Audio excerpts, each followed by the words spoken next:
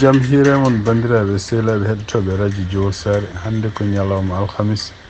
ari ko 13 lewru juin hitande ujunnaji ɗiɗi e nogas e nayyi habruji mon e ɗemgal Pulaar guiɗoɗen ko toon to États-Unis hono kanko Donald Trump ancien président des États-Unis o wawi hande yillade toon to congrès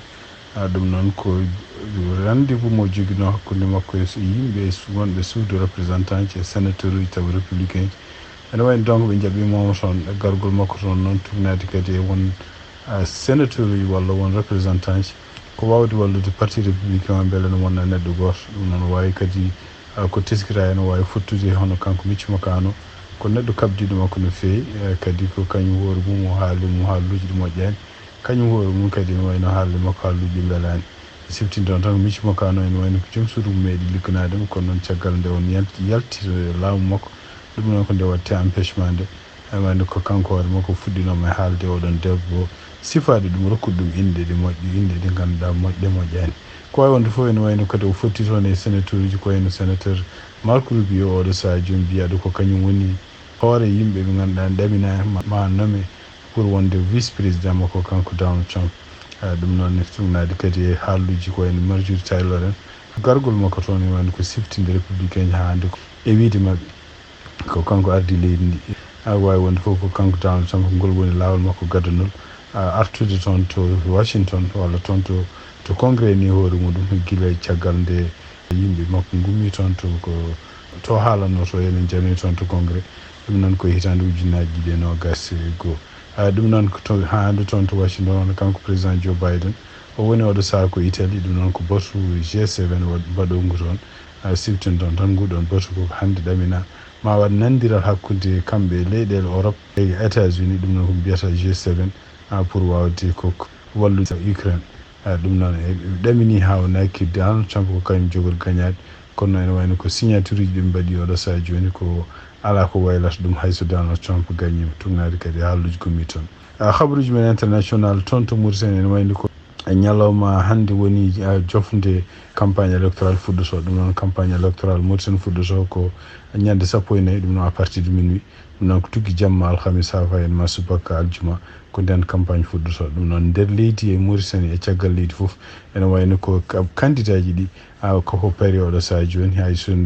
nden famaɓe wonema fuɗɗiɓe campagne guila oɗo ñalawma arani kono noon ko ɓuuri wonde ko yamira kuugal toon walla e constitution Mauritanie ene wayno ko ñalawma janggo woni de campagne fuɗɗoto e to élection ngaji baɗɗoji Mauritanie noon ñande nogas jeenayyi lewru juin e ɗamina ko wonde ko parti ji jeegom walla candidat ji jeegom ma mbaw foɗodirde makko kanko Mohamed Cheikh Ould Ghazouani donc e ɗiɗon candidat ji jeegom hen ɗiɗo ene wayno ko wona ngol ɗo woni lawol mumen gaduno hen candidat goto ko candidat mo ganduɗa kañum hoore mum woni koye kañum defandata ko mbiyata droit de l'homme toon to Mauritanie Biram Daoul Abeid woteji bannoɗi e hitande ujunnaji ɗiɗi e sappo e jeenayyi kañum ari ɗiɗaɓo candidat goɗɗo o ko kañumne ko Mohamed Lemid Ould El Wali ko kañum ko fonctionnaire gonɗo toon to 13 Mauritanie ene wayno ko ɗiɗo candidat ji meeɗi wonde candidat ji e hitande ujunnaji ɗiɗi e sappo e jeenayyi candidat ji goɗɗi ɗi ko ene wayno ko en wiya hen Hammadi Ould Sid El Mokhtar ɗum koye parti islamiste biyete Tawassul Jia avocat goɗɗo kadi kañum ko kandi ko député coalition wiyeteɗo Front o wiyete ko El Eid Mohammeden on kadi ene wayno ko candidat professeur e neurologue biyeteɗo Ousmane Soumaré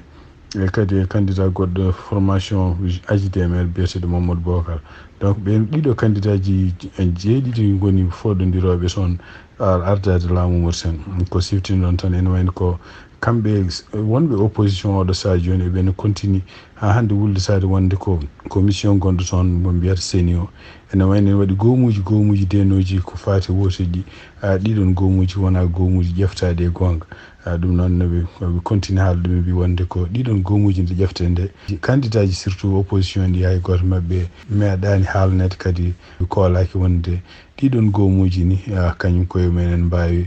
rende woteji ɗi hay seni ɓe koolaki mbawi rende woteji ɓe ɗamini wonde ko won peeje mbaɗe seeɗa toon taw peeje ɗe en hawnaki ɗi o seni e gomuji ɗi fof o jogor wallude goto e candidat ji ɗum noon ko candidat gardiɗo laamu oɗo saha joni. Toon to Burkina Faso cakkitorɗen o hene wayno ko tuggi tan hande alarba hanki caggal nde obi goto fella toon yanoyi toon nokku mo ganduɗa télévision publique gonɗo toon ɗum noon ko guila ñande mercredi 12 ha oɗo saha joni ene wayno ko oɗon saha kadi taw conseil de ministre ne jooɗino ene wayno ko tuggi nden ko hande ko jibru woni toon ɗum noon ene wayno ko kadi ko haalate oɗo saha joni ko yiyama hélicoptère uji kadi enen mbeya surtout e oɗo nokku ɗum noon ko kihiɗe alarba o foof kadi ha yimɓe fof nene namdo oɗo saha joni hono kanko capitaine Ibrahima Traoré guila oɗon saha ha alhamis hande ene wayno ko kanko Ibrahima Traoré yiyaka e kadi gonɗo chef d'état major des armées o namdima kala soldateɓe wonnoɓe ɗum ɗo e Bowal ɓe mbawa duttade to kanŋuji men ma won yeppare wonde fewnitade ɗum noon ko attaque ko wawi wonde fof ene wayno ko ɓuuri namde ɗo saha joni hono kanko Ibrahima Traoré holto woni yiyaka omo yalti yiyaka kadi hunde ne haala taw ko kanko haali donc hono kanko biyeteɗo général Célestin Sempore ene woni ko kanko kadi ene wayno ko kanko woni chef d'état major des armées o hokki instruction ngaji wonde ko détachement ji ɗi fof